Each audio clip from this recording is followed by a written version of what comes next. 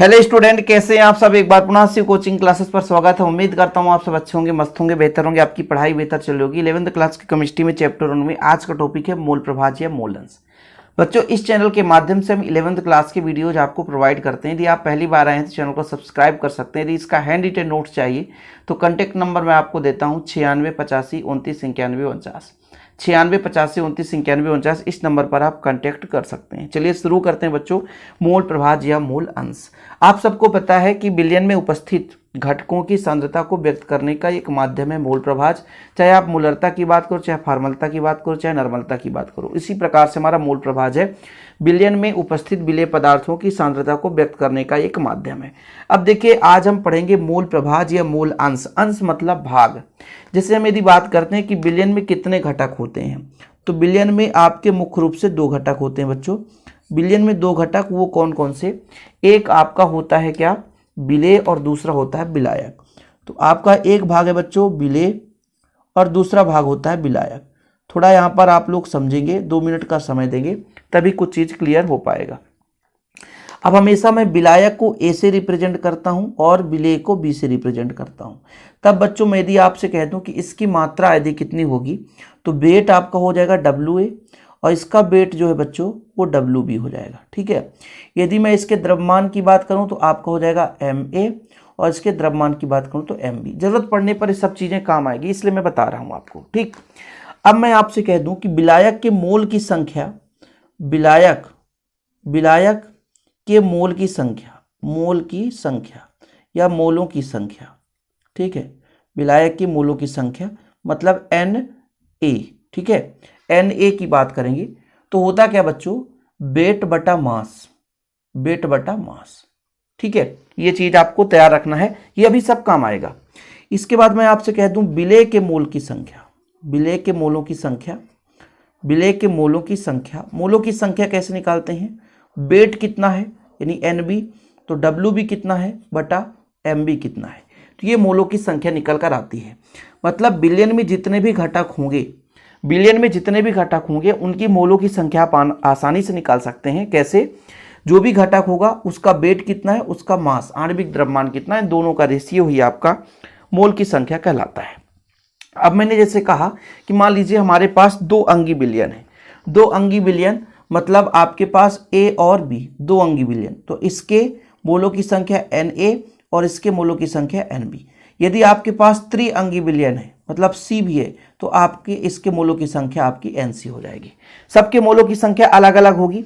ये मोलों की संख्या कैसे निकलती है बच्चों? जैसा कि मैंने आपको बताया, NA बराबर आपको निकालना होगा तो WA बटे MA, NB बराबर निकालना होगा तो WB बटा MB, आपका NC बराबर निकालना होगा तो WC बटा MC। ठीक है, तो इस तरीके से आप इनके मोलों की संख्या निकाल सकते हैं। अब इन्हीं मोलों की संख्या के आधार पर हमारे पास मूल प्रभाज्य शब्द निकल कर आता है। जैसे हमारे पास 3 घटक हैं और तीनों के मोलों की संख्या का योग करेंगे तो NA plus NB plus NC हो जाएगा। होगा कि नहीं होगा? तीनों के मोलों की संख्या का जो योग है तो आपका NA plus NB plus NC हो जाएगा। यानी बिलियन का कुल मोल हम निकालेंगे, मोल की संख्या, तो तीनों को क्या कर देंगे, योग कर देंगे। अब देखिए, इसी से परिभाषा बनेगा। हम जैसे A का मोल प्रभाज्य निकालना चाहते हैं तो A की मोल की संख्या जैसे Na हो गया, और बिलियन में कुल कितने घटक है? 3 घटक, तो Na plus NB plus NC। अर्थात इससे क्या निकला कि एक घटक के मोल की संख्या और बिलियन के समस्त घटकों के मोल की संख्या का जो अनुपात होता है वो आपका मोल प्रभाज्य कहलाता है। यदि बिलियन में 2 ही हैं, एक विलेय और एक विलायक, तो विलेय के मोल की संख्या और बिलियन के मोल की संख्या आपका, भैया विलेय में क्या होगा? विलेय में मैंने आपको समझाया कि एक सिंगल पार्ट है, लेकिन बिलियन में 2 पार्ट हो जाते हैं। तो यदि हम केवल किसी एक पार्ट के लिए बात करेंगे तो आप ऐसा परिभाषा दे सकते हो कि बिलियन में एक घटक की मोल की संख्या और बिलियन में समस्त घटकों की मोलों की संख्या का अनुपात मूल प्रभाज्य कहलाता है। जैसे मैंने कहा केवल 2 ही घटक हैं, आपका A और B, इसके मोल की संख्या आपका NA, इसके मोल की संख्या NB। तो हमें मोल प्रभाज्य निकालना है बच्चों। तो मोल प्रभाज्य हम यहाँ पे निकालेंगे। जैसे मोल प्रभाज्य यदि हम निकालेंगे A का, XA, तो आपके इसके घटक की संख्या और नीचे समस्त घटकों की संख्या। ठीक है, और यदि मैं आपसे कह दूं XB, तो आप कहोगे NB ऊपर रखोगे, नीचे NA प्लस NB। मतलब जिस भी घटक का मोल का संख्या निकालना है, मोल प्रभाज्य निकालना है, उसके मोल की संख्या को ऊपर रखेंगे और नीचे जितने भी घटक होंगे उनका कुल अपना मोल की संख्या नीचे रखेंगे।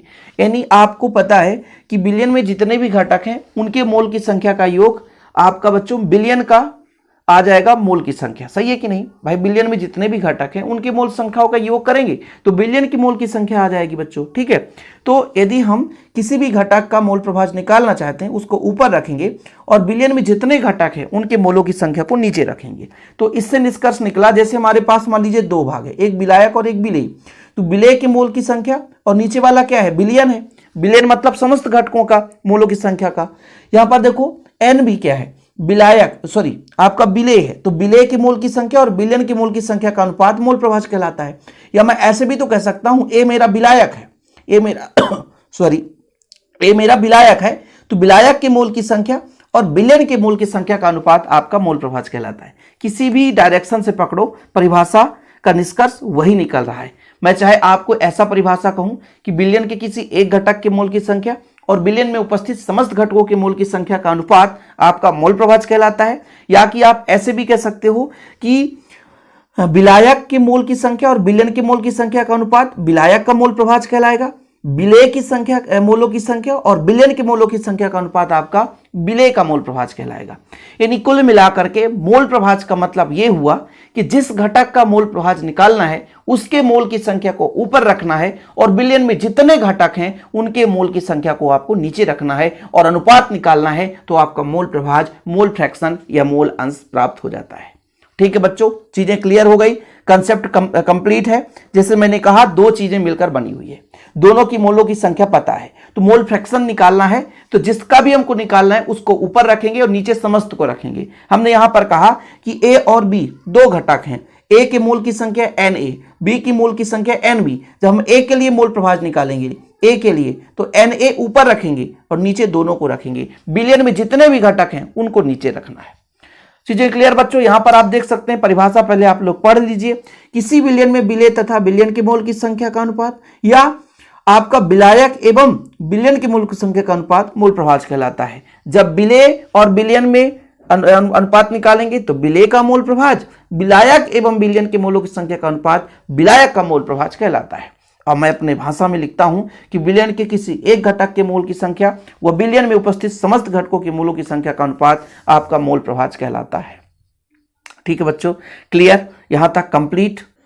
आगे लिखना है कि यदि मान के चलते हैं विलेय की मोल की संख्या स्मॉल एन और विलायक की मोल की संख्या कैपिटल एन है, तब बच्चों मैं आपसे कह दूं कि आपके पास क्या है? एक तो विलेय है, तो विलेय का मोल प्रभाज क्या हो जाएगा? बताओ आप लोग। विलेय का मोल प्रभाज, मोल प्रभाज अर्थात मोल अंश। ठीक है, और दूसरा आपका हो जाएगा विलायक, विलायक का मोल प्रभाज।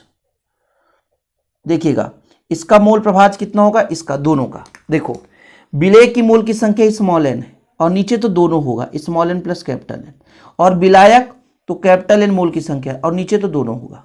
ये चीज आपको क्लियर होना चाहिए। यहां तक क्लियर बच्चों?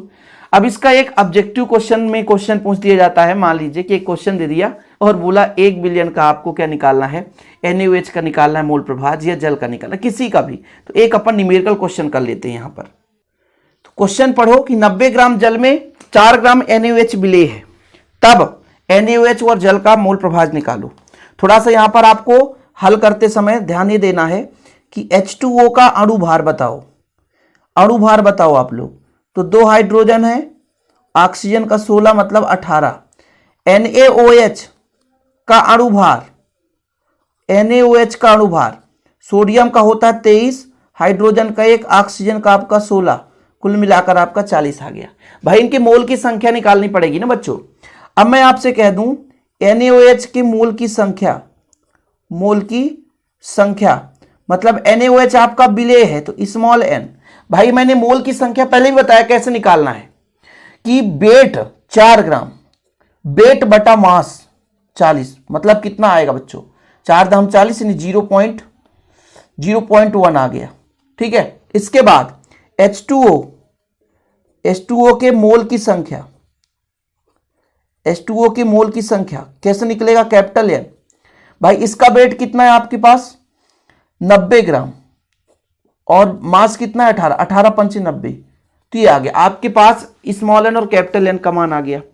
अब हमको क्या निकालना है, यहां पर देखो थोड़ा सा कि NaOH का मोल प्रभाज कैसे निकालेंगे बच्चों।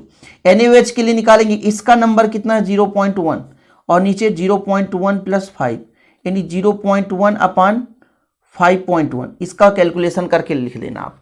फिर आपका H2O का मोल प्रभाज, H2O का मोल प्रभाज मतलब H2O की मोलों की संख्या कितने बच्चों, देखो जरा 5 है और नीचे 0.1 प्लस 5 यानी 5/5.1, इसका कैलकुलेशन करोगे बच्चों लगभग आएगा 0.019 और इसका आता है 0.981, ये आ गया।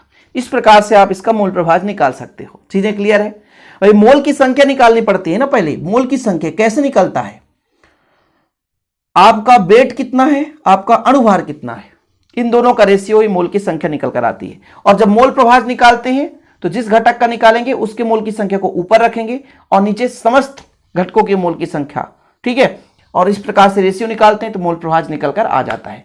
हम अभी आपको 11th क्लास के लेवल से पढ़ा रहे हैं, 12th क्लास में आप जाओगे तो और बेहतर से बेहतर इसको आप पढ़ोगे।